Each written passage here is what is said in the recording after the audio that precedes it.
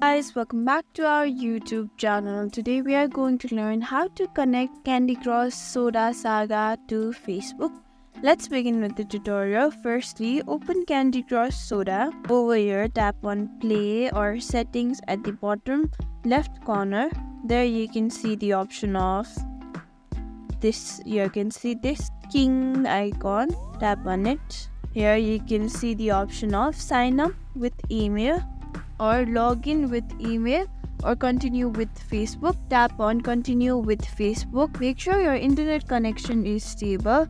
Here you can see my account is already logged in Facebook, so I'll tap on continue as Lily. Make sure you're logged in, and there you go, your Candy Crush Soda has been connected to Facebook. Thank you for watching this video. Make sure you like, share and subscribe to our YouTube channel for more such